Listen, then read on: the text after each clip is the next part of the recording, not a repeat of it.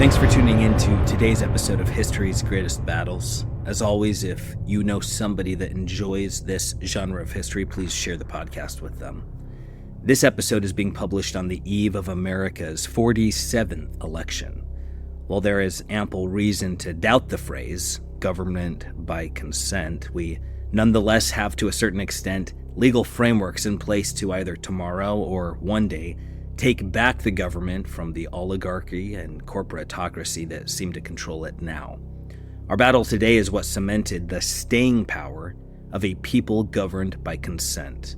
This legacy of a people's parliamentary power inspired political revolutions across the globe, most notably in our very own American colonies, which integrated these principles into the U.S. Constitution, creating a government that derived its authority from the consent of the governed. The American Revolution sparked similar movements across Europe and Latin America, embedding the idea that a government's legitimacy stems from its accountability to the people. As a result, today's semi-democratic systems, from Europe to India and beyond, trace their roots to this English parliamentary tradition. In place of unchecked monarchs, we now have checks and balances, elected representatives, and an expectation of political transparency, all of which have cultivated a more just and participatory world order. The concept that laws, not the whims of a single ruler, should govern society continues to shape how we understand rights, justice, and freedom worldwide. Let's now experience the Battle of the Dunes. Welcome to History's Greatest Battles, Season 1, Episode 72, The Battle of the Dunes, the 14th of June, 1658. Spanish forces, 6,000 to 7,000 infantry and 8,000 cavalry. Anglo-French forces, 6,000 infantry and 9,000 cavalry. The Anglo-French victory broke Spain's resolve, forcing them to the peace table by year's end and extinguishing Charles II's last, desperate hope of seizing back his throne under his own banner. In that decisive hour, the ascendancy of Parliament was carved into stone, rising unchallenged above the crown and marking the dawn of a new order in England. In January of 1649, the Catholic House of Stuart, the once unshakable dynasty, was brought to its knees, stripped of the throne that it had ruled for generations. That month, in a decision that echoed across Britain, King Charles I faced execution. The axe fell under the steely command of Oliver Cromwell, a man who, ever since the clash at Naseby 4 years prior, had ruthlessly built his military might and political authority with precision and with conviction. But Charles II, heir to his father's throne, wasn't about to surrender. He rallied the royalist cause, called the Cavaliers, to strike back against the Roundheads and reclaim what he saw as his rightful kingdom. Yet fate dealt Charles II a savage blow. On September the 3rd, 1651, at the bloody Battle of Worcester, Cromwell crushed his forces, forcing the young king to abandon his homeland and flee across the Channel to France, humiliated but unbroken. Back in England, Cromwell wielded his power as though he were king, though he shunned the title. Meanwhile, in exile, Charles hunted for allies across the European courts, determined to gather forces that would one day lead him back to his throne. In time, Charles cast his hopes with the Spanish, powerful players who held sway over the Spanish Netherlands, today's Belgium and Flanders. This alliance was no casual matter, for the Spanish and English had been bitter foes since Elizabeth's navy humiliated the Spanish Armada in 1588. Sheltered by the Spanish, Charles set to work, gathering loyal troops wherever he could find them. Across the Channel, he urged the royalists in England to prepare for the day that he would return to reclaim his crown. But Cromwell's grip on England was iron strong, his network of spies ever alert to Charles's movements and his intentions. Cromwell mercilessly crushed royalist cells on English soil, ensuring that Charles, stranded on the continent, lacked the foothold he needed to invade. Charles knew an invasion would only succeed if loyalists could capture a port, allowing him to land his forces, but that day remained maddeningly out of reach. And so, time and again, Charles's schemes to slip back across the Channel were delayed, thwarted by Cromwell's ruthless vigilance. As Charles plotted, tensions between France and Spain heated up, each bracing for conflict that seemed inevitable. France and Spain had clashed for decades during the brutal 30 Years' War, and peace, though declared, had never truly taken root. King Louis XIV had an appetite for conquest and saw in the Spanish Netherlands a tempting prize, a chance to swell France's power at his neighbor's expense. In the wake of the peace at Westphalia, which had finally ended the 30 Years' War, France was plunged into civil unrest between king and parliament, so tense that Spanish troops nearly crossed the border to exploit the chaos. When a truce was reached, bitter disputes erupted between two towering figures, Prime Minister Mazarin and the formidable general Louis de Bourbon-Condé. By the spring of 1650, civil war flared anew, and this time, Condé turned his back on France altogether, joining forces with Spain. When the dust settled in 1652, peace with France did little to cool its war with Spain. Condé, an accomplished general, now squared off against France's own master tactician, the Vicomte de Turenne. For years, Condé and Turenne clashed fiercely along the French Netherlands frontier, each seeking an advantage that neither could seize. But in 1657, everything changed. France and England, old rivals, found themselves allied against a shared enemy, Spain, as the calculus of war demanded new alliances. Louis XIV and Mazarin needed reinforcements, while Cromwell saw in this alliance a gateway to the continent, a path that might one day lead to an anti-Catholic campaign that he'd dreamed of for years. In the autumn of 1657, Anglo-French forces struck a decisive blow by seizing the Flemish town of Mardyk. With victory in hand, they set their sights on Dunkirk. Dunkirk was firmly under Spanish rule, but Cromwell's pact with France had secured a promise. Should they take it, Dunkirk would fly the English flag. In May of 1658, Turenne advanced to Dunkirk with an army at his back and set in motion a siege that would test every defender within its walls. Soon, Turenne was reinforced by 3,000 battle-hardened English soldiers under William Lockhart, and not long after, the English fleet anchored off the coast. Now, the besieging army swelled to 21,000 men encircling Dunkirk, where only 3,000 defenders braced behind its walls. But Spain would not surrender Dunkirk without a fight. Don Juan of Austria, governor of the Spanish Netherlands, rallied an army with Condé, mustering 5,000 cavalry and 8,000 infantry. They were joined by an additional 2,000 men from Charles, led by his son, James, the Duke of York, a desperate coalition marching to break the siege. In the second week of June 1658, the Spanish army began its march from Ypres, their destination set on Dunkirk's besieged walls. By June 13th, Don Juan and Condé had established camp on the beach just northeast of the city, readying themselves for the coming storm. When Turenne caught wind of their arrival, he acted with the speed of a man bent on taking control. Leaving a holding force to maintain the siege, he led 6,000 infantry and 9,000 cavalry straight toward the Spanish camp. The Spanish deployed in battle formation, their ranks positioned perpendicular to the shoreline, most of their men clustered within the sand dunes just beyond reach, their left flank anchored by a road stretching south toward Dunkirk and a nearby canal tracing the coastline. On the right, the Spanish regiments held the line. On the center-right stood English royalists, loyal to Charles, and on the left, a combined force of Germans, Walloons, and French under Condé's command. 2 ranks of cavalry reinforced the full length of their formation, with another 30 cavalry divisions stationed along the road. Their haste, however, had left their artillery far behind, leaving them without the firepower that could turn the tide of battle. Turenne arranged his 6,000 infantry opposite the Spanish, their line matching his opponents from the shoreline to the canal. His cavalry, superior in numbers, was split into 2 wings of 40 divisions each, positioned on both flanks.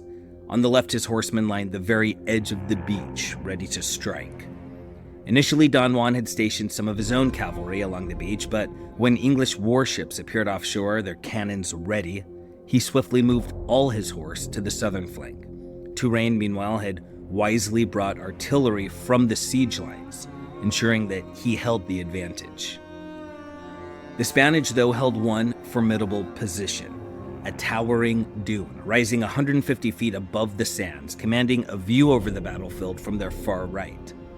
Veteran Spanish soldiers occupied this stronghold, bolstered by Charles's infantry. With this natural high ground, Don Juan judged his position nearly impregnable, a vantage he believed would force his enemies to shatter against their defenses rather than risk an open assault.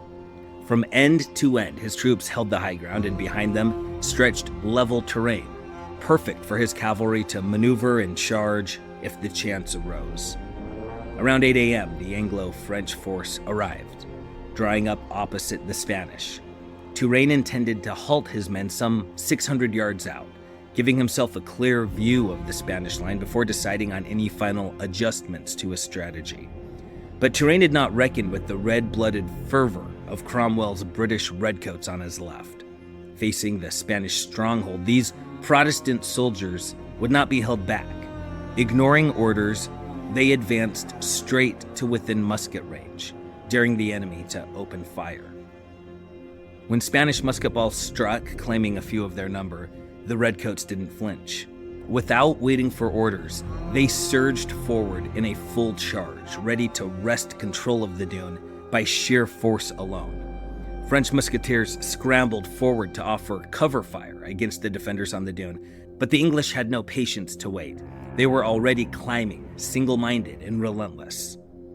The slope of the hill was brutally steep, forcing the attackers to claw their way upward, even as Spanish fire rained down on them. But they pressed on, undeterred by the steady hail of musket balls. At the summit, Spanish veterans had formed an impenetrable tercia, a square formation of pikemen, with musketeers stationed at each corner, bracing for the English onslaught. Undaunted, the English surged forward, smashing into the Spanish square with musket fire, pikes, and in the end, swinging their muskets like clubs. They shattered the square, scattering its survivors down the far side of the hill. The Duke of York launched a cavalry charge to dislodge the redcoats, but now that they held the dune, the English had the high ground, and they repelled the charge with unyielding force and firepower. A second wave of cavalry and rallied Spanish infantry attacked from the flank, sparking a chaotic melee. But the arrival of French cavalry along the beach shattered the Spanish efforts, tipping the scales in the English's favor. While the English and French hammered the Spanish right, the rest of Turenne's army clashed fiercely with Spanish forces all along the line. Condé's men on the Spanish left fought with grit, holding their ground. But at the center, the Germans and Walloons wavered and began to break under the relentless pressure. With the right flank crumbling, the center followed suit, giving way under the assault. Condé's left flank, seeing the collapse, had no choice but to retreat as well, the lines unraveling one by one. The Royalists fought like men possessed, and the Spanish on the right held firm as long as they could. But the bold, unforgiving advance of the English had given the Anglo-French army a decisive edge, a momentum that could not be stopped. Turenne himself acknowledged the ferocity of the English in his report on the battle. A Spanish officer, astonished at their charge, remarked, quote, "They came on like wild beasts," end quote. Colonel Drummond wrote with admiration, quote, "The English have such a reputation in this army as nothing can be more," end quote. While Lord Falkenberg, fresh off the French court, added, quote, "The English are generally cried up for their unparalleled courage," end quote. By noon, the battle was won, a victory precisely as Turenne had planned. He had chosen to strike in the morning, counting on the low tide to give his cavalry the freedom to sweep along the beach. With the tide on their side, Turenne's cavalry advanced unchallenged along the beach, flanking the Spanish line and sweeping across it. The Spanish horse, stretched too thin, had no way to counter the charge, and they were quickly overrun. The aftermath of the battle left no doubt about the day's toll. Don Juan and Condé suffered the loss of 1,000 men and saw another 5,000 taken prisoner. The Anglo-French forces paid a little lighter price, losing around 400 men, with the bulk of the fallen among the fearless redcoats. Days after the resounding Anglo-French victory at the Battle of the Dunes, Dunkirk's Spanish garrison capitulated. By the terms of Cromwell's pact with the French, Dunkirk passed into English hands, a prized coastal stronghold now flying the English flag. Though Spain and France clashed for a while longer, the defeat forced Spain to seek negotiations. The result was the Peace of the Pyrenees, signed on November of 1659, a treaty that would reshape Europe's balance of power. The treaty granted much of Flanders to Louis XIV, curtailing Spain's once formidable influence in European affairs and strengthening France's position as a rising power. Shortly after, Louis solidified his gains by marrying Maria Theresa, daughter of Spain's King Philip IV. From then on, Spain found itself, if not a vassal of France, certainly a humbled and dependent ally. For Charles II, the loss was devastating. Until now, he had depended on Spanish aid to reclaim his father's throne, but after the crushing blow at Dunkirk, the hope of a military return was all but lost. Yet fate had one more twist in store. Only weeks after Dunkirk, Oliver Cromwell, the man who had cast Charles into exile, was dead. Cromwell's son Richard tried to step into his father's role, but found himself far in over his head. By the following May, a long-dormant parliament reconvened, rising from the shadow of Oliver Cromwell, who had suspended it 5 years earlier over disputes about the army's size. When Richard realized he had lost control over both the army and parliament, he abandoned his position, leaving a power vacuum in his wake. Power struggles obviously erupted, pitting parliament against the army, led by Generals Charles Fleetwood and John Lambert, as they grappled with how to suppress resurgent royalist threats. By October of 1659, the army had seen enough. They dissolved Parliament's session once again, plunging England deeper into crisis.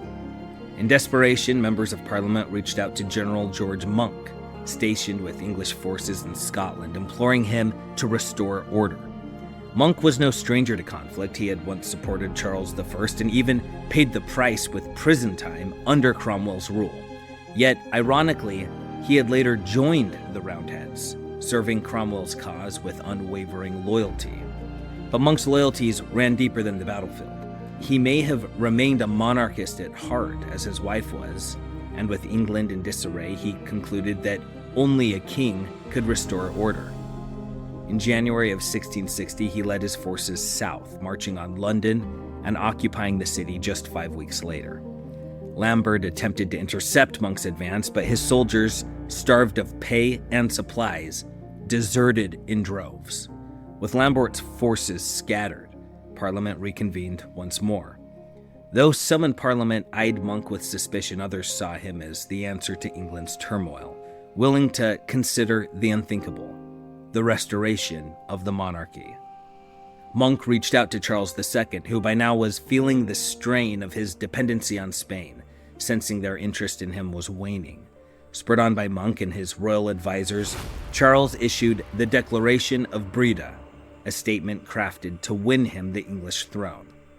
The Declaration of Breda addressed 3 urgent issues. First, how to handle those who had participated in his father's execution.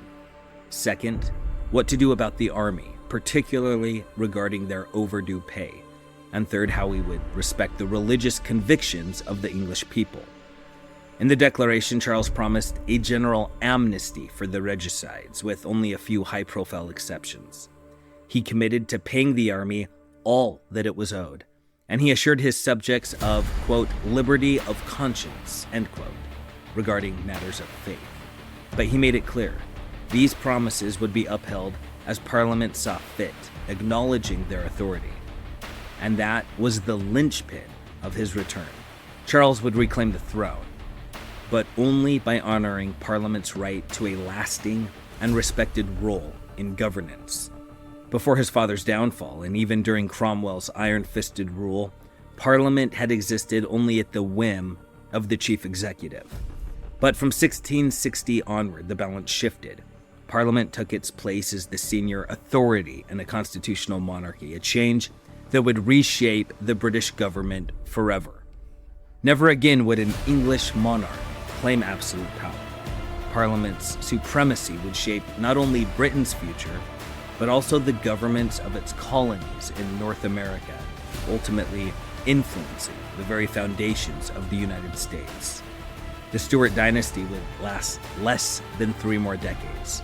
Charles's brother, James II, pushed his Catholic faith too far, and in 1688 he was deposed in favor of William and Mary of the House of Orange, hailing from Holland.